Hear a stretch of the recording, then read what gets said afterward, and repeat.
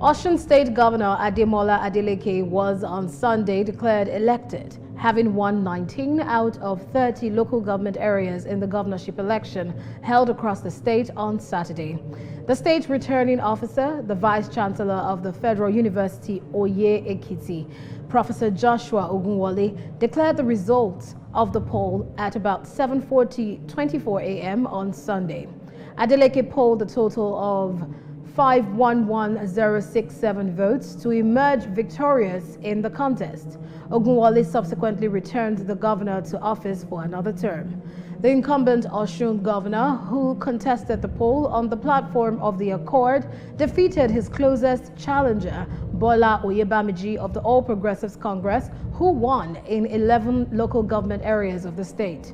While Adeleke won in Ede North, Ede South, Ejigbo Iwo, Egbedore, Ife North, Ife East, Ife Central, Oriade, Ifelodu, Orolu, Ayedade, Ayedire, Odooti, Boluwaduro, Ilesha West, Ifedayo, Oshogbo, and Ayedire local government areas. President Bola Tinubu has described Governor Ademola Adeleke's re-election in the Osun State governorship election as an assurance that democracy will continue to flourish in Nigeria. Tinubu stated this in a statement issued on Sunday by his special advisor on information and strategy, Bayo Ononuga, following Adeleke's victory in the August 15 election. The president said he had called Adeleke to congratulate him on his victory, adding that the result reflected the confidence the people of Osun had in the governor. The president commended the Independent National Electoral Commission and security agencies for conducting what he described as a peaceful and transparent election that produced a clear winner. Adeleke, the Accord Party candidate, was declared the winner of the election at about 7:24 a.m. on Sunday by the state returning officer, Professor Joshua Ogunwole, the Vice Chancellor of the Federal University Oye Ekiti. The victory secured Adeleke a second term after he was elected governor in 2022 on the platform of the People's Democratic Party before moving to the Accord Party for the 2026 election. Earlier on Sunday, Adeleke thanked Tinubu for calling to congratulate him on his victory and reaffirmed his endorsement of the president for a second term in the 2027 presidential election, describing him as a son of Osun State. A political pressure group, the G100, has described Governor Ademola Adeleke's re-election in Osun State as a template for opposition parties ahead of the 2027 general elections, urging opposition leaders to put aside individual ambitions and unite around a common political objective. In a statement issued on Sunday by Salihu Lukman on behalf of the group, the G100 congratulated Adeleke and commended the people of Osun State for their determination and courage in the governorship election. The group said the significance of the election went beyond Adeleke's return to office, arguing that the outcome demonstrated what opposition parties could achieve when they overcome divisions and consolidate their support behind a single candidate. According to the group, the opposition's major weakness ahead of the 2027 elections is not a lack of popular support, but fragmentation among political parties and their leaders.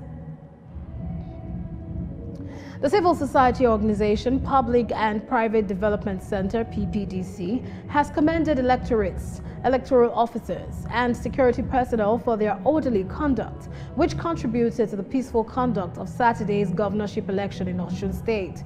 This was disclosed in Oshogbo during the presentation of the preliminary assessment report based on reports received by the Situation Room throughout the voting, counting, and early post-polling stages across the 30 local government areas of Osun State.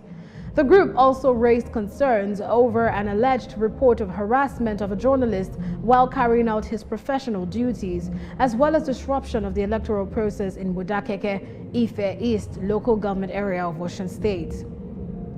We commend security and anti-corruption agencies for reported interventions and arrests connected to alleged electoral offenses, including the reported arrest of an individual by ICPC personnel in Irepodun local government over alleged possession of signed paper tallies.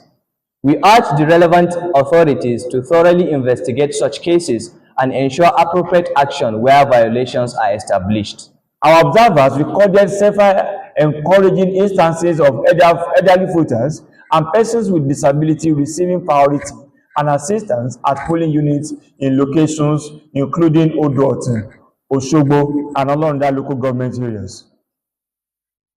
These practices demonstrate the importance of ensuring that all eligible citizens can participate in elections without discrimination or unnecessary barriers. The 2026 Osun State gubernatorial election remains ongoing, and it is too early to make a definite judgment on the overall credibility of the process.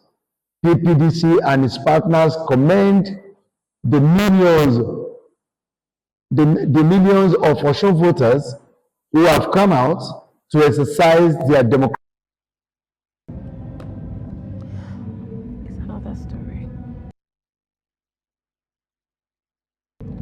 Osun State Governor Ademola Adeleke has reaffirmed his endorsement of President Bola Tinubu for a second term in the 2027 presidential election, describing him as a son of the state.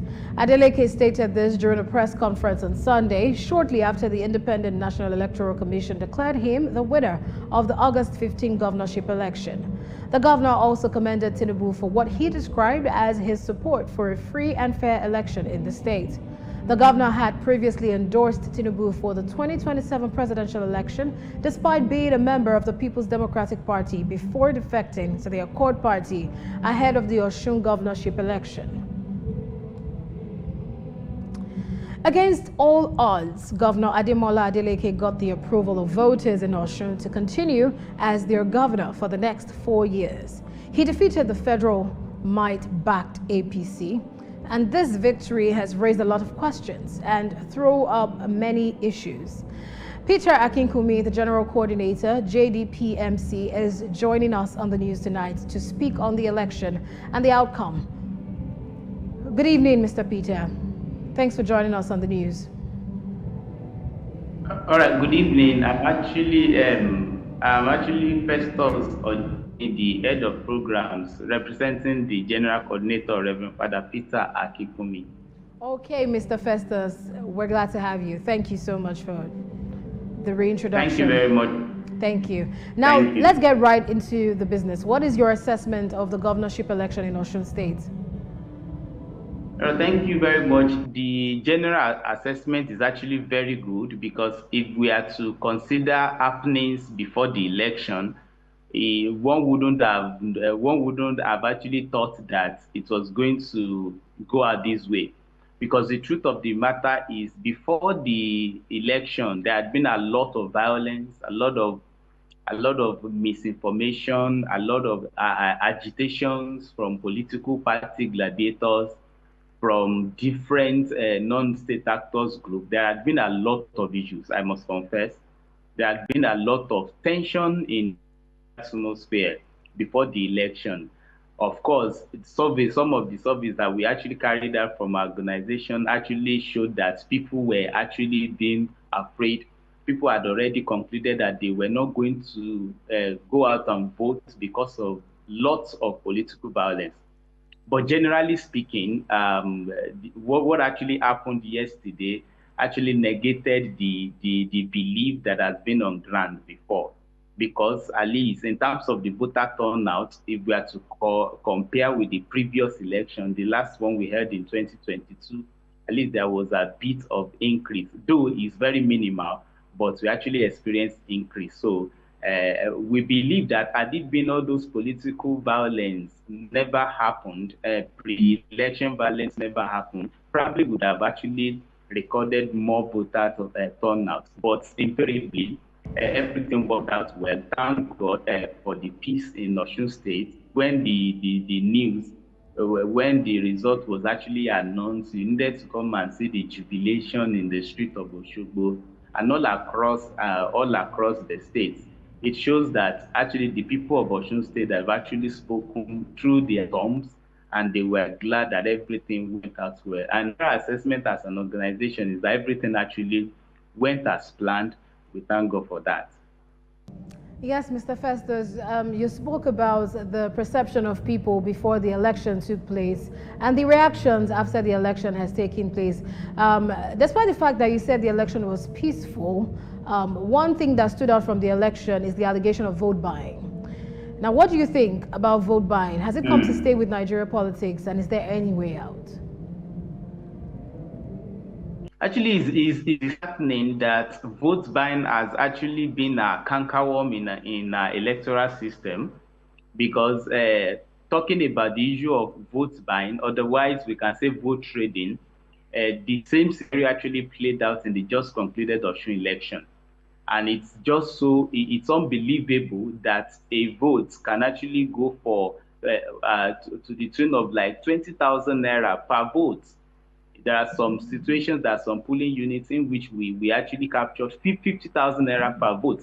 It's actually very disheartening. Apart from the issue of vote trading that happened on the election day, our organization actually track, I can call it prepaid vote trading, because there are a lot of vote trading that actually how will I put it? There are a lot of issues, voters mobilizations, voters incentivization that actually happened before the election.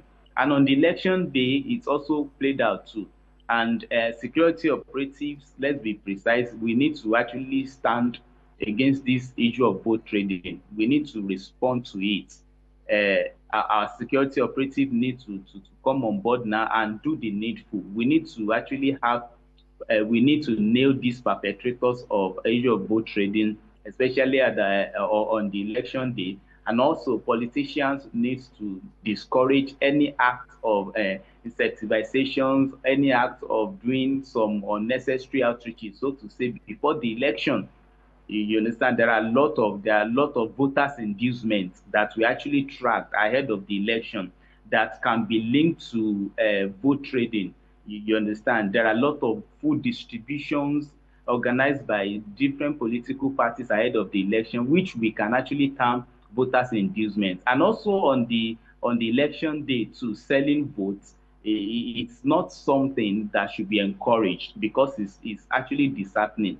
Vote trading in Nigeria election should actually be totally discouraged. And one of the measures in which we can eradicate this issue of vote trading is by nailing the perpetrators. Like take for instance, the just concluded election, we recorded in one polling unit in which the perpetrators of this vote trading was arrested.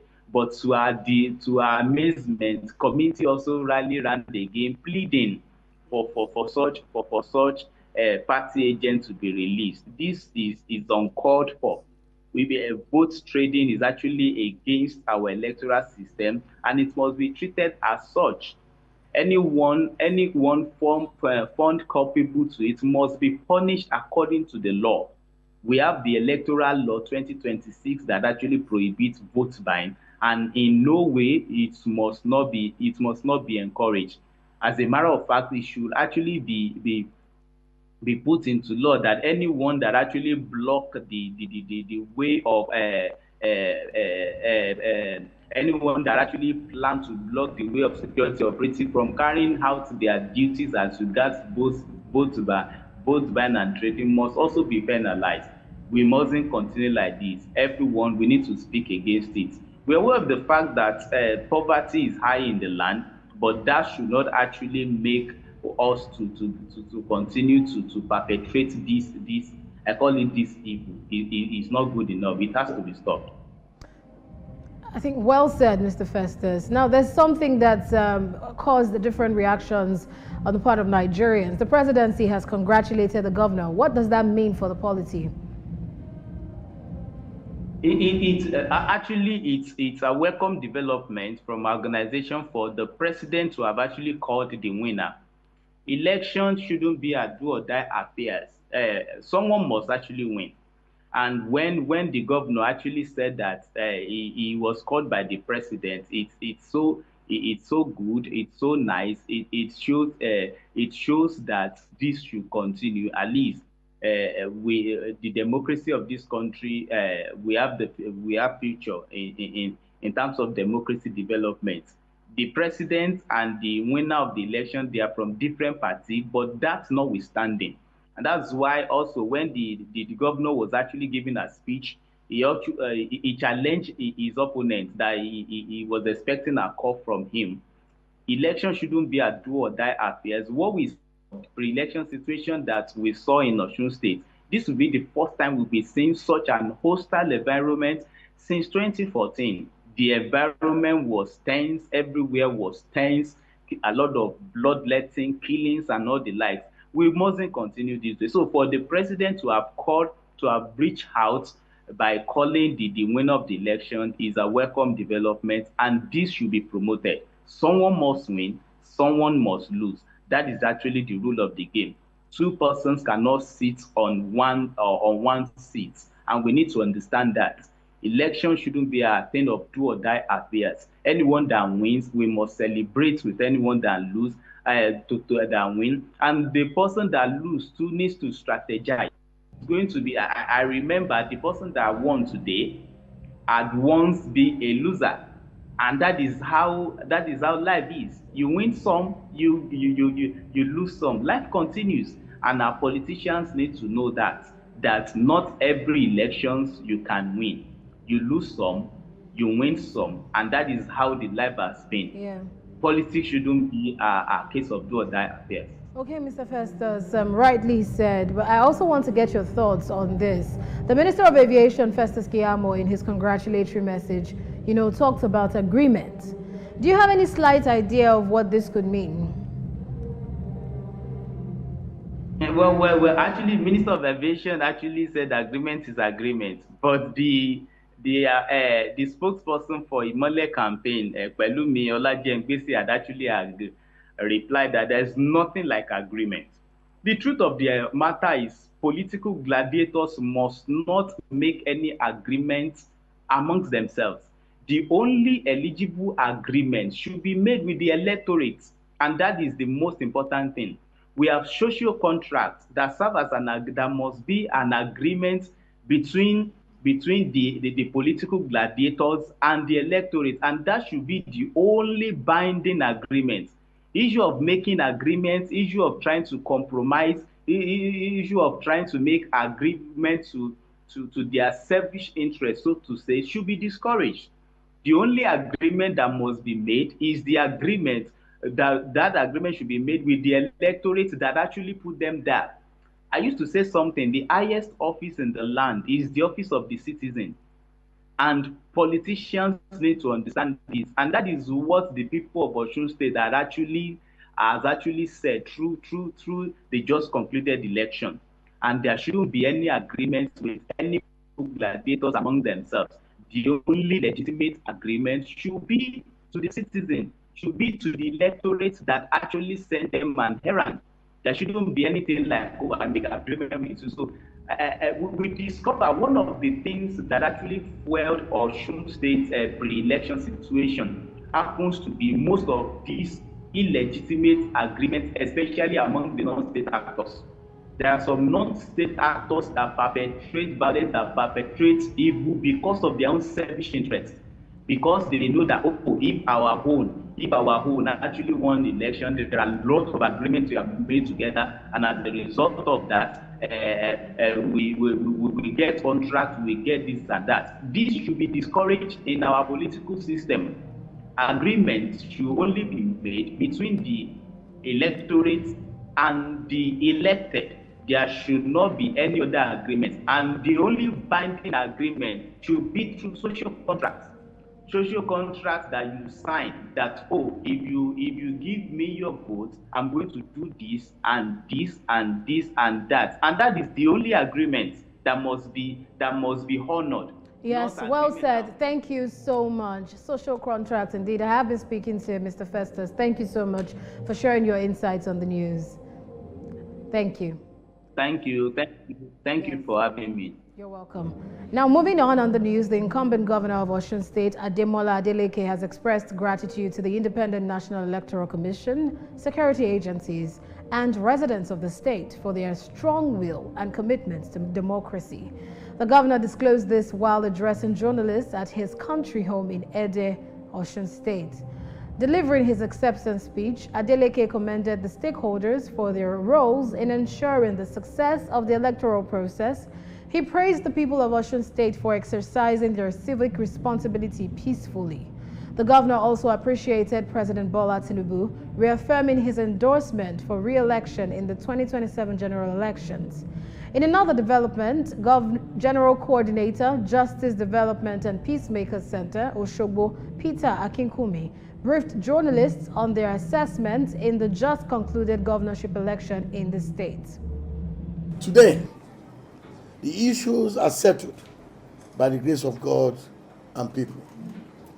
I therefore dedicate this victory to the good people of Osun State. I deeply appreciate your resilience, your strong will, and your unwavering commitment to democracy. As you have trusted me again for the second term in office, I will not disappoint you. At this point, I must deeply appreciate Mr. President, His Excellency, Senator Bola Ahmed Tinubu, for his strong support for a free and fair election. Mr. President is a son of Osun State, and I hereby reaffirmed my earlier endorsement of him for a second term in the 2027 presidential election. Osun is the second election they are using that particular law to conduct. To have had a seamless election in which the election result is ready in less than 24 hours after the conduct of the election, we think is something quite commendable on the part of INEC. But in our report, we have also called the attention of other stakeholders. The process of election is something that involves the whole of society. Up till the conduct of the election, we did not see much of the National Orientation Agency that has the sole responsibility as a state actor to